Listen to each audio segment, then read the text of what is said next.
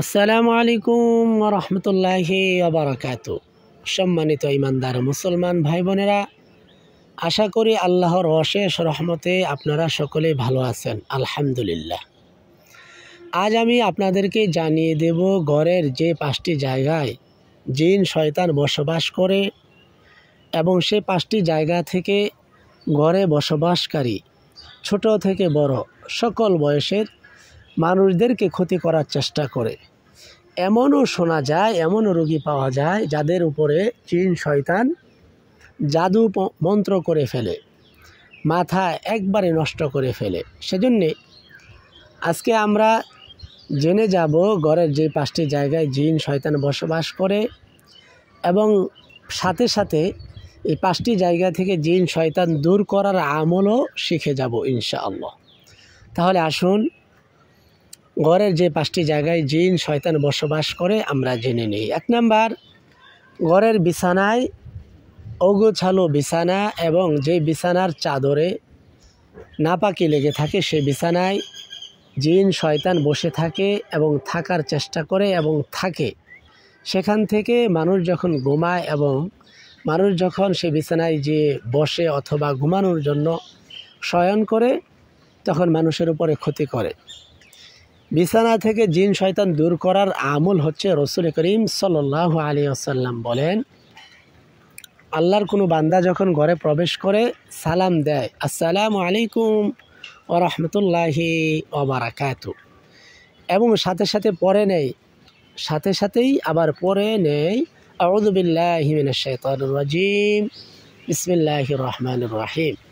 আল্লাহ রাসূল বলেন, ওই ঘরের বিছানা থেকে জিন শয়তান দূর হয়ে যায় এবং পালায়ন করে। সুবহানাল্লাহ, সুবহানাল্লাহ।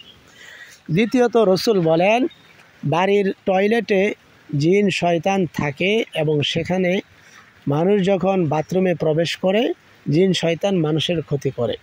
সেজন্য রাসূল করিম সাল্লাল্লাহু আলাইহি ওয়াসাল্লাম একটি দোয়া শিখাইছেন। এই দোয়াটি পড়ে যখন মানুষ টয়লেটে ঢুকবে তখন জিন শয়তান তার উপর আসর করতে পারে না এবং তার উপর কোনো ক্ষতি করতে পারে না। রাসূল করিম সাল্লাল্লাহু আলাইহি ওয়াসাল্লাম বলেন, সেই দোয়া হচ্ছে, আল্লাহুম্মা ইন্নী আউযু বিকা মিনাল খুবুসি ওয়াল খাবাইস। এই দোয়া পড়লে সঙ্গে সঙ্গে বাথরুম থেকে টয়লেট থেকে জিন শয়তান দূর হয়ে যায় এবং আল্লাহর অশেষ রহমতে আল্লাহ পাক টয়লেটে যাওয়া ব্যক্তিকে হেফাজত করেন ইনশাআল্লাহ।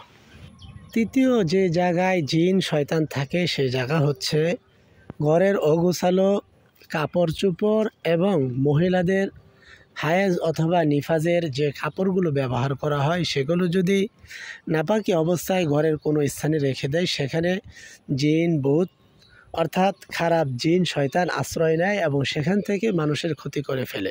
সেজন্য অবশ্যই ঘর থেকে এই নাপাকি কাপড় চোপড় অবশ্যই বের করে ফেলে দিতে হবে, অথবা মাটির নিচে যদি আপনি ভালো থাকতে চান, সুরক্ষায় থাকতে চান, অবশ্যই আউযু বিল্লাহি মিনাশ শাইতানির রাজিম বিসমিল্লাহির রহমানির রহিম বলে ফেলে দিবেন যদি মাটিতে পুঁততে না পারেন। আর যেখানে সুযোগ রয়েছে অবশ্যই আপনি একদম নিরাপদে থাকার জন্যে এই নাপাক হায়াজ অথবা নেফাজের কাপড়গুলো অথবা যে জিনিসগুলো ব্যবহার করা হয় তা মাটিতে চাপা দিয়ে রাখবেন ইনশাআল্লাহ।